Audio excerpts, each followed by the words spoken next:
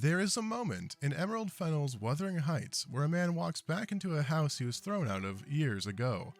He has money now. He has power. He has become everything he was once told he lacked. And the woman he did it all for barely looks up when he walks through the door. That moment, what it reveals about obsession, about the specific kind of self-destruction that mistakes reinvention for healing, is a thing almost nobody is talking about. Fennell's Wuthering Heights has been called a lot of things since it opened in February. Gorgeous, shallow, provocative, hollow, a betrayal of the novel, a love letter to the novel, too sexy, the wrong kind of sexy. And now that the film has landed on streaming, the arguments are starting again, louder from people who missed it in theaters. Most of the arguments orbit a single question. Is this a faithful adaptation? The discourse stays on the surface.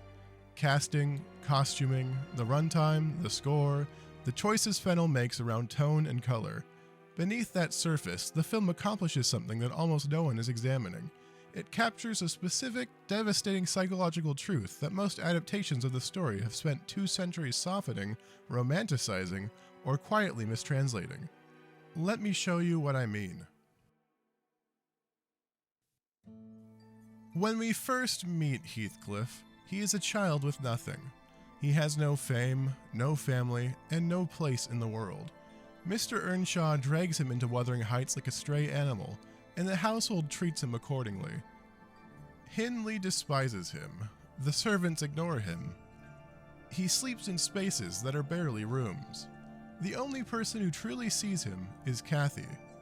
This is where the architecture of everything that follows gets built. Cathy becomes Heathcliff's entire frame of reference.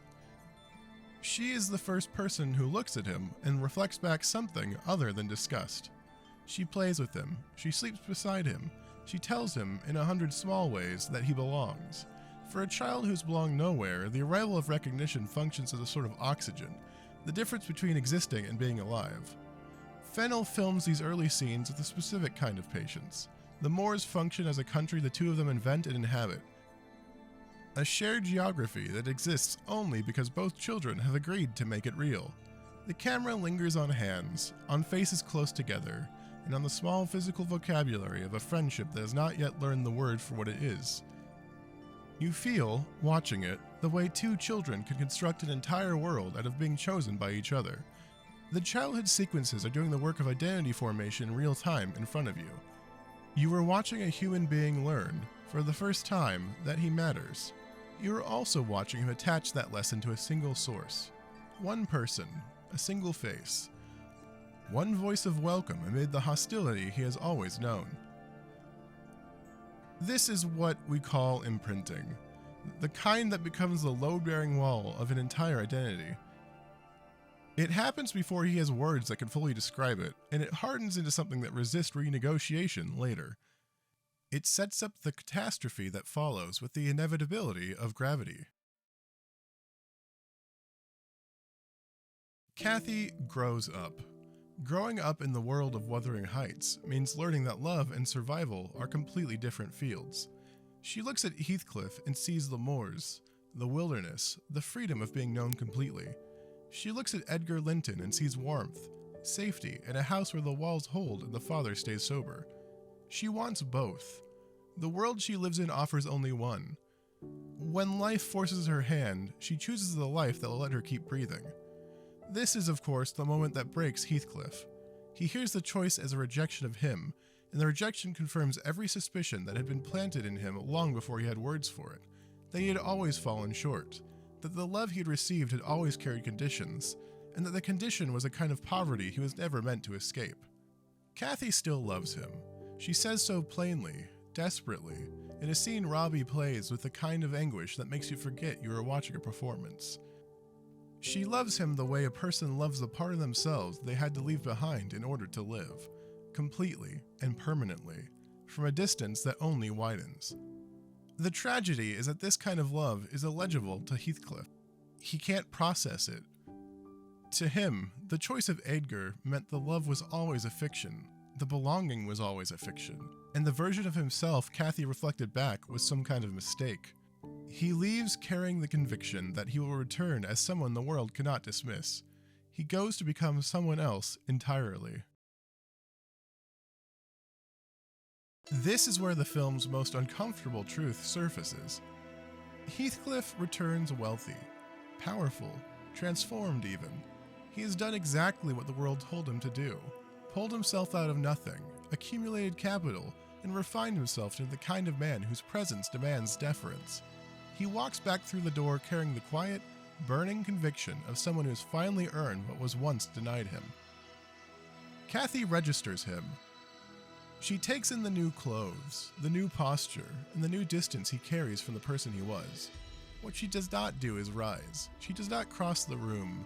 She does not reach for the boy she once slept beside on the moors.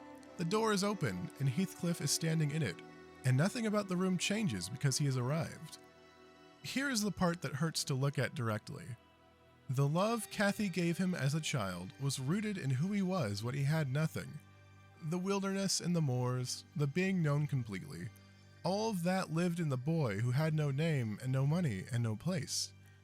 The man who returns has been built out of something else entirely, out of capital and polish. The boy is gone. In a real sense, Heathcliff erased the very person Cathy once loved in order to prove he deserved her. The proof itself is the cancellation.